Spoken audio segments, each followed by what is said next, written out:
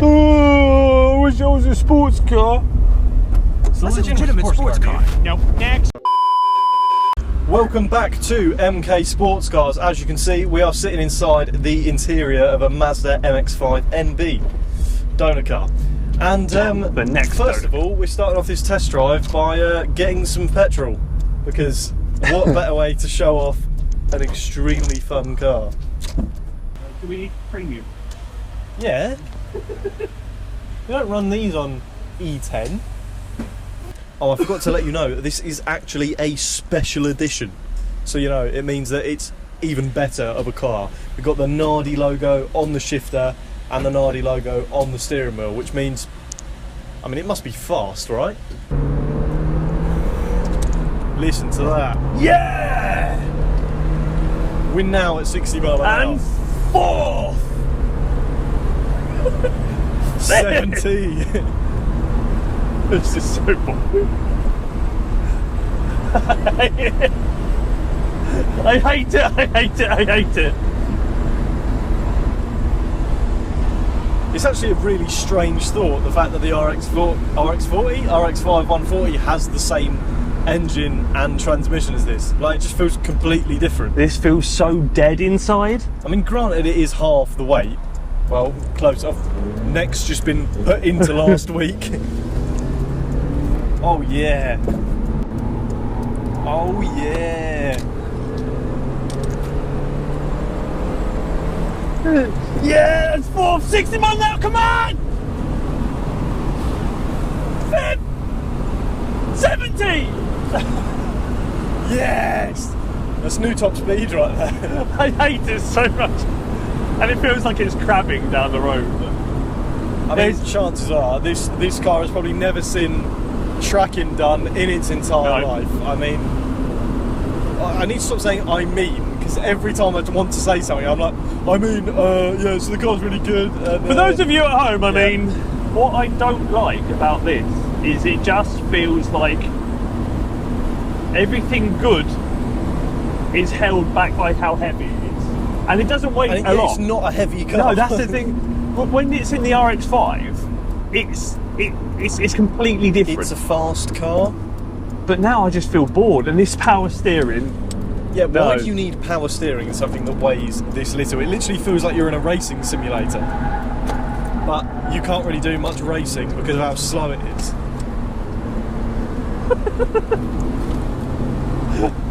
It does not give you a lot of confidence, that is for sure. It's so like wishy-washy down the road. It's like the steering is so incredibly vague. I mean, I do not doubt that if you put a set of like decent coilovers on this, it would probably completely change the driving experience. Now, yes, I completely agree with you. I think if you were to do the, I imagine the generic upgrades as to what most people do, some decent pads in there, decent tyres. We have got Wuhan ditch finders on this, so that's probably why it's not helping. But yes, the suspension feels very vague. The steering feels so just. Look at that. Yeah, one finger steering. That is horrible.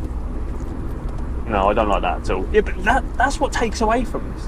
And also, just to say, I mean, sitting in the car, the steering wheel is absolutely humongous. Massive. Like, it's like driving a boat. There's no need for that at all. I need like a jockey where you get on like a forklift. So you've got, I don't know, well, you've got power steering regardless. And you've also got a steering wheel which is humongous in a car that weighs nothing. Why do you need all of the leverage from a steering wheel that big? You just don't.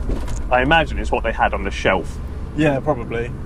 I mean, no, it's a special edition. Special edition. You can't mock it. It's a good car. Yeah, when it wasn't old. No, I don't see. Look, Uda's a character with this, absolutely. Yeah, 100%. But that's where it ends. Unfortunately for me, I think that it's all well and good saying, yeah, it's amazing because it's got character, but it doesn't take away from it's a boring car. Its character doesn't make it. It's not enough to make it a great car. So to put it in perspective, this is regarded as a fun second car, if that makes sense. Yeah. So this is a fun car when you can't actually afford the insurance to drive a fun car, but yeah, one finger steering. So if you've just passed your driving test, a couple of years later, you want to get yourself in your first sort of rear-wheel drive car, generally where you look, I mean, you start off in something like this, because it's slow as absolutely anything. You can wring the neck off of it and you're literally still doing about 30 miles an hour. So chances are, if you do have an accident, you're probably going to be all right, because you'll probably end up rolling into a tree more so than like sort of going normal speed. So yeah, when you say rolling, you mean like rolling forward, not rolling on its side. Yeah. Oh yeah, you probably won't be able to roll this. I mean, there's a nice squeal going on from one of the wheels right now.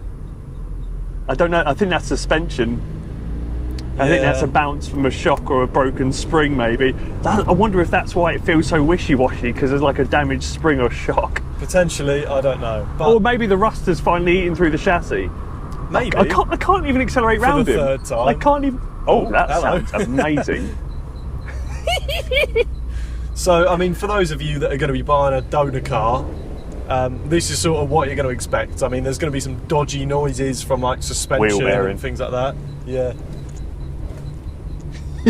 Yeah, wheel bearing sounds. I mean, let's be honest, you're buying a cheap Mazda that's most likely probably not been on the road, or it's seen loads of usage and it's been sent sideways around roundabouts at every given opportunity, so it's not going to be in pristine condition. I don't trust this car to get round. Oh, here we go.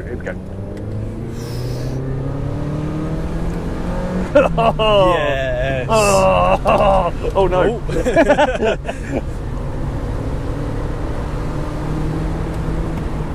I mean, it is absolutely exhilarating to sit inside.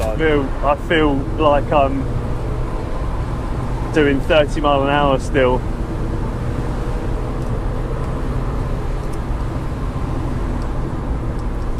I mean, right, so the good parts about the MX-5 are the engine, the bits we gearbox, the diff, especially if it's an LSD, which this car is, as its special edition. I'd probably leave it there. So any bits that we put in our car are the good bits, and everything else can sort of just stay in the chassis, to be honest. Like, they sort of just leave that where it is, take that to the scrapyard, or part it to one of the MX-5 enthusiasts, which there aren't many of. I'm bored. Yeah. Alright, okay. If you've only ever driven Ford Focuses... Oh, you'll be having the time of your life. Oh, absolutely, this is great. I feel like I've been spoiled. I feel like we've been spoiled. Yeah. I mean, the standard sort of test drive...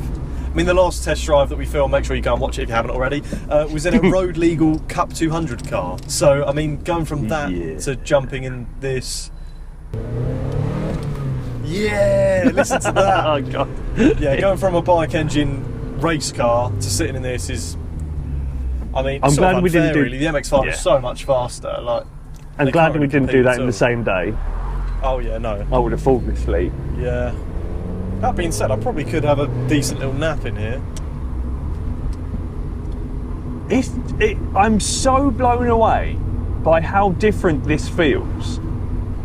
Bearing in mind, the old demo was naturally aspirated Mazda ECU as well. So there's also a test drive on that, make sure you go and watch it. That was the first car I drove for the company. That was absolutely amazing. I loved it to pieces, and that's still my favourite car. So, did you drive a Mazda MX-5 prior to driving the demo car? No, that demo. So, my first experience with a Mazda MX-5 anything was that demo car. Right. So, I imagine you probably had quite high expectations when jumping. I expected this to be the most fun you can have, with doors, with windscreen wipers and all that. Yeah. Instead, I'm just bloody bored. Yeah. I have no legroom in here as well. So, I mean, I'm not the smallest person in the world, but if I sit up straight, you'll probably see that my head pokes out the top of the car and my knees are like at right angles in the footwell. So the passenger footwell is like way smaller than the driver's side for some obscure reason. I'm assuming it's obviously where all like the electrics sit behind the engine bay, but... I didn't realise my feet would be off-centred. Yeah, so you sit at a funny sort of like legs one way arms another way. Not enjoying it. This steering does not like fill you with confidence at all. I don't doubt that. I'm genuinely shocked between the two differences in the vehicles. Like this is going to sound like the biggest salesman thing ever, but we have made this 10 times better. Oh yeah, absolutely. For this, how much potential I now know that this car has.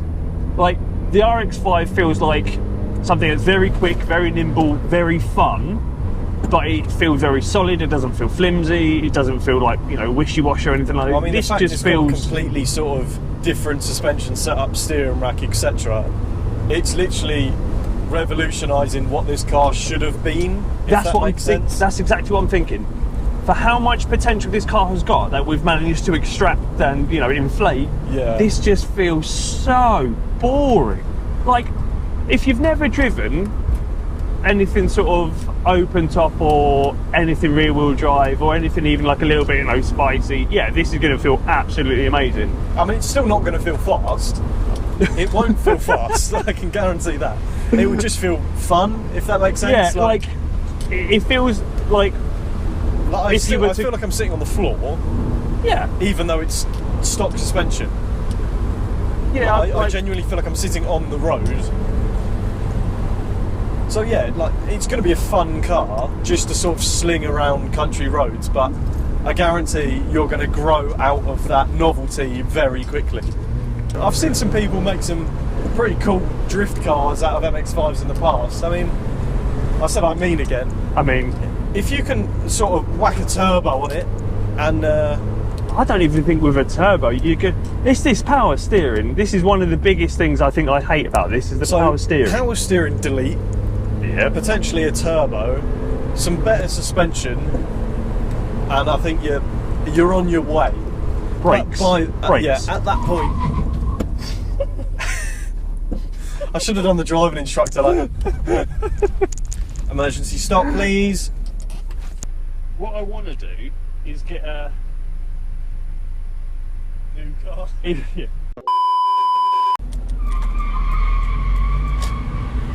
What was that?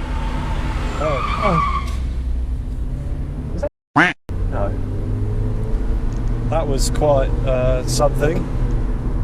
I feel like this could only be fun if you throw money at it. Like, and you would have to throw a lot of money at it as well, because MX-5 parts, like to modify this actual chassis, are they expensive? They're relatively expensive for what they are. Yeah, I mean, in comparison to just buying a kit from us and converting this into something which is a lot faster.